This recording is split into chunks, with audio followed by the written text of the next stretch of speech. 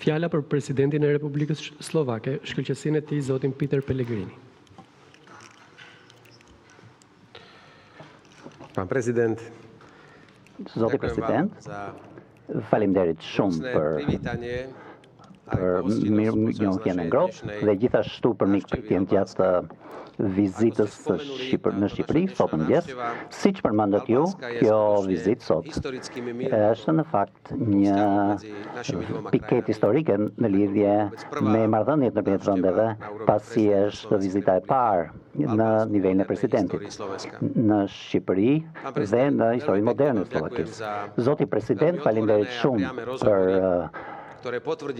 diskutimet e hapura dhe të sinqerta që keni konfirmuar dhe ne kemi marrëdhënie të sinqerta për mbrojtjen, të cilat janë të lidhura me lidhjet tona të forta në antarësinë tonë në Aleancën Atlantike. Unë dua të kthehem fjalëve tuaja për marrëdhëniet bilaterale, ka shumë fusha që u përmendët dhe unë pres që të rrisim këto numra, megjithëse këto po rriten, nuk po arritim akoma potencialin e mundur. Unë mendoj që për shkak të kësaj vizite dhe vizitave të mëparshme në nivel politik dhe në nivel biznesi, do të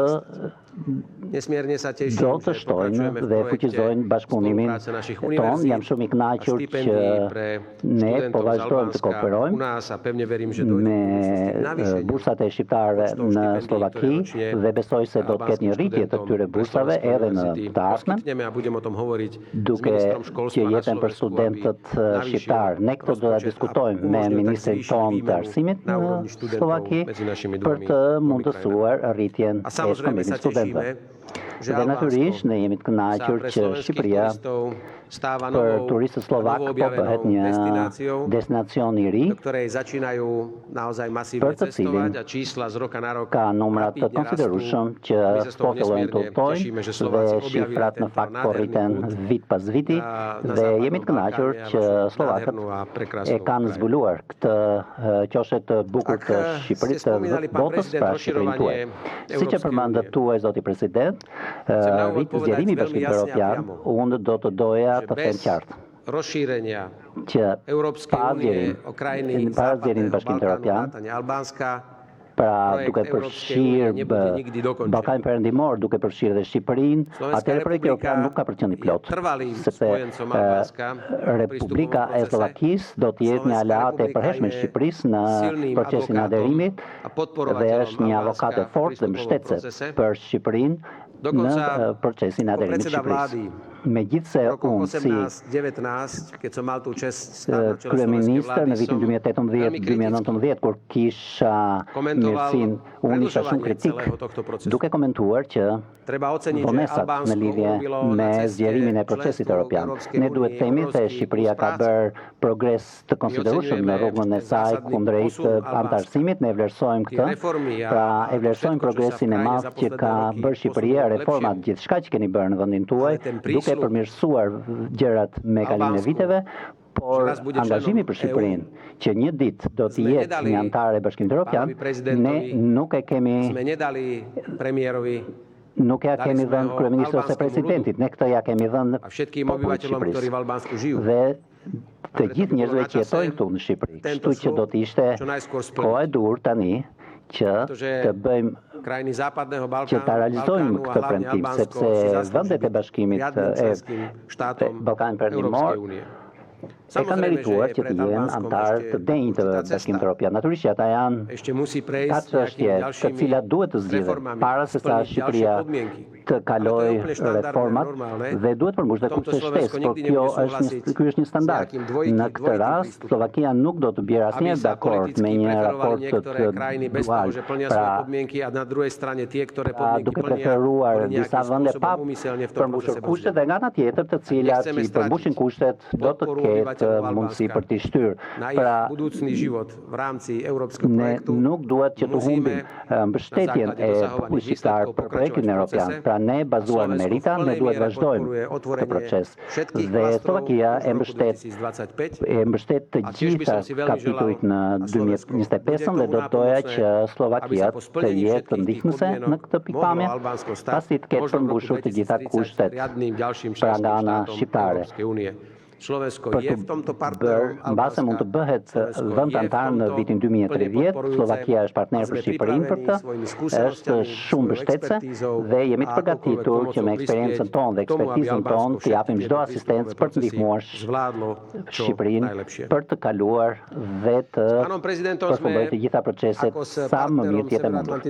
Së bashku me zotin president, ne diskutuam edhe aleancën e NATO-s dhe kërkesën në lidhje me rritjen e buxhetit. Ne gjithashtu diskutuam edhe rritjen e industrive tonë të mbrojtjes dhe unë bie dakord me pozicionin e zotit presidentit dhe të qeverisë së Shqipërisë që të përpiqen për të rinovuar të gjitha industrinë e luftës. Pra, jo vetëm për të blerë, jo për të blerë produkte të vendeve tjera. Slovakia pas një kohë të gjatë ku industria në fakt ishte në rënje, tashmë po investojmë për ta rinovuar këtë industri dhe industria e mbrojtjes po përpiqet për të bërë një pjesë të konsiderueshme të rritjes së GDP-s tonë. Prandaj jam i kënaqur që nga delegacioni ne kemi Ministrin e Mbrojtjes dhe zëvendës kryeministrin. Dhe për të moment, Ministri i Mbrojtjes është në një diskutim me Ministrin e Mbrojtjes për të diskutuar dhe për të mbështetur industrinë e brendshme shqiptare, siç është planifikuar nga qeveria e Shqipërisë.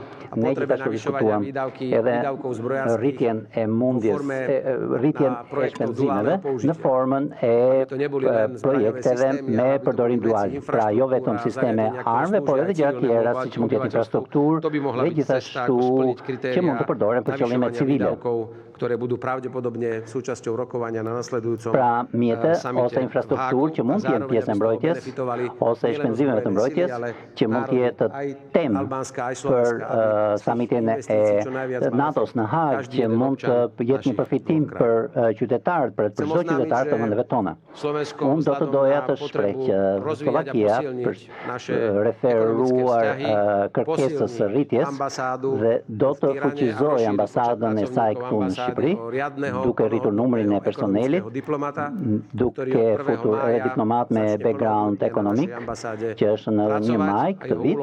Ne mendojmë do të marrim zyrë dhe kjo zyrë natyrisht do të ndihmojë shkëmbimin ekonomik ndërmjet këtyre dy vendeve dhe mendoj që kemi edhe një shprehje e një sinjali që ne jemi të interesuar në përmirësimin dhe rritjen e marrëdhënieve tona bilaterale. Unë nuk do të shmang ndonjë pyetje që presidenti hapi për Kosovën. Ne kemi diskutuar këtë me zotin president, unë kam përfaqësuar pozicionin e Slovakisë për këtë në përgjithësi. Vendet që nuk e kanë njohur Kosovën, dhe kjo është në bazë në një vendimi unilateral, kjo nuk ka të bëjë fare me popullin e Shqipërisë, me kombin shqiptar ose vendin e Shqipërisë. Për ne, kombi shqiptar është një komb mik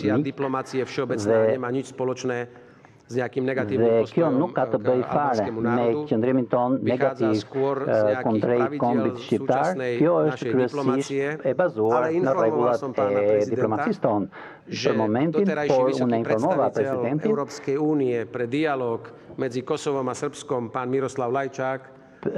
për dialogu e lartë ndërmjet Serbisë dhe Kosovës për çështjet e sigurisë në rajon, pra që ka gjithashtu qeveria shqiptare ka një përfaqësues të posaçëm në lidhje me dialogun që mund të vazhdoj pra si dialog në të ardhmen. Unë bie dakord me presidentin në qendrimin e tij në përgjithësi, që ai paraqitin mandatin e tij që është e nevojshme të ndërtojmë ura në vend që të ndërtojmë mure. Dhe natyrisht kjo politikë është e ngjashme me atë që unë po përpiqem të ndjek në Slovaki. Dhe jam shumë i kënaqur që unë gjeta një partner shumë të mirë në këtë pikpamje. Dhe në këtë pozicion unë do doja të konfirmoj ftesën për zotin president për të vizituar Republikën Slovake. Ne do të ishim shumë të lumtur nëse do të prisnim atë në Slovaki shumë shpejt dhe të vazhdojmë natyrisht që dialogun ton të hapur dhe miqësor. Unë do të uroja të gjithë të mirat Shqipërisë për periudhën. Slovakia për shkak të faktit që pas disa javësh do të ketë zgjedhje në Shqipëri me pjesëmarrjen e shqiptarëve që jetojnë jashtë territorit të Shqipërisë, ata mund t'i japin vonë dhe Slovakia ka eksperiencë me një sistem të tillë pra për votimin me postë dhe sepse kemi slovakë të cilët kanë pasaportë slovake dhe vazhdojnë të jenë qytetarë slovak dhe mund të votojnë në zgjedhjet tona parlamentare me postë dhe të zgjedhin natyrisht zgjedhësit e tyre. Dhe natyrisht urojmë që Shqipëria për t'ia dalë me këtë sistem të ri që të punoj pa mangësi, ashtu siç kemi edhe në Slovani, do të punoj gjithashtu edhe këtu mirë. Pra faleminderit shumë për mirëpritjen tuaj. Unë mirëpres vazhdimin e diskutimit sot gjatë drekës së punës. Edhe një herë faleminderit shumë dhe jam i kënaqur nga ky impuls i ri i marrëdhënieve tona, gjithë të mirat Shqipërisë dhe popullit Shqipërisë. Faleminderit zoti president. Ju faleminderit. Tani do të kemi pyetje të